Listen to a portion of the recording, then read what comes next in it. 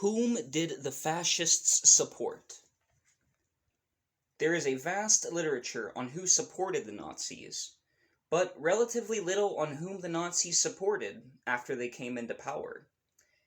This is in keeping with the tendency of conventional scholarship to avoid the entire subject of capitalism whenever something unfavorable might be said about it. Whose interests did Mussolini and Hitler support? In both Italy in the 1920s and Germany in the 1930s, old industrial evils, thought to have passed permanently into history, re-emerged as the conditions of labor deteriorated precipitously. In the name of saving society from the Red Menace, unions and strikes were outlawed. Union property and farm cooperatives were confiscated and handed over to rich private owners. Minimum wage laws, overtime pay, and factory safety regulations were abolished. Speed-ups became commonplace.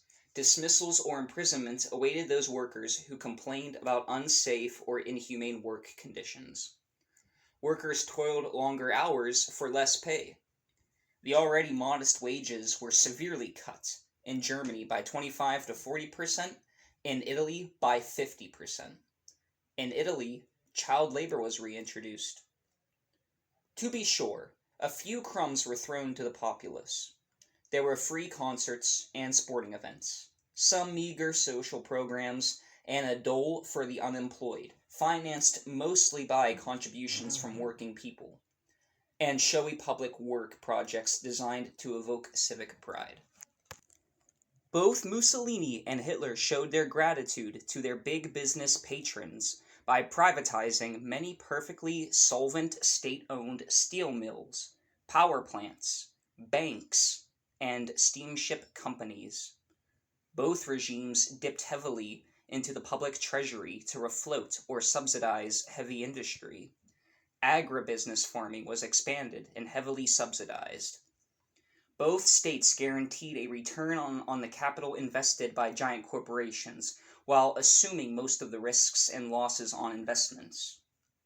As is often the case with reactionary regimes, public capital was raided by private capital. At the same time, taxes were increased for the general populace, but lowered or eliminated for the rich and big business. Inheritance taxes on the wealthy were greatly reduced or abolished altogether. The result of this? In Italy in the 1930s, the economy was gripped by recession, a staggering public debt, and widespread corruption. But industrial profits rose, and the armaments factories busily rolled out weapons in preparation for the war to come. In Germany, unemployment was cut in half with a considerable expansion in armament jobs, but overall poverty increased because of the drastic wage cuts.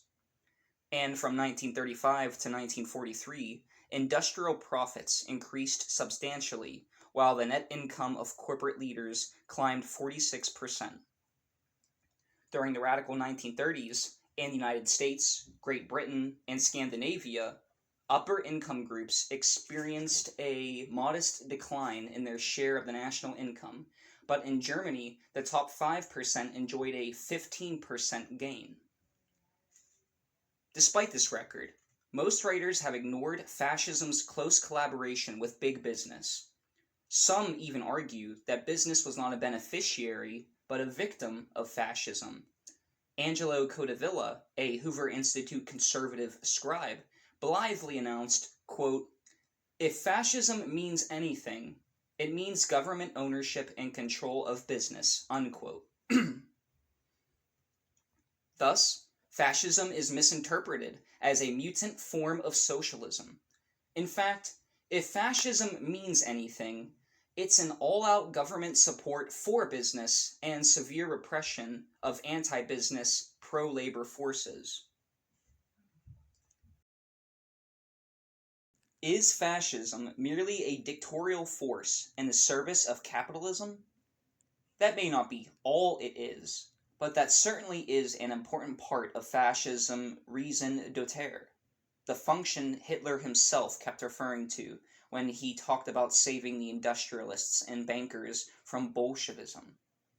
It is a subject that deserves far more attention than it has received. While fascists might have believed that they were saving the plutocrats from the Reds, in fact, the revolutionary left was never strong enough to take state power in either Italy or Germany. Popular forces, however, were strong enough to cut into profit rates and interfere with the capital accumulation process.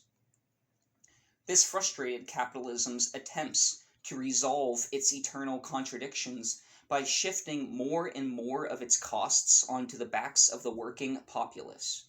Revolution or no revolution, this democratic working class resistance was troublesome to the moneyed interests. Along with serving the capitalists, fascist leaders served themselves, getting in on the money at every opportunity. Their personal greed and their class loyalties were two sides of the same coin. Mussolini and his cohorts lived lavishly, cavorting within the higher circles of wealth and aristocracy. Nazi officials and SS commanders amassed personal fortunes by plundering conquered territories and stealing from concentration camp inmates and other political victims.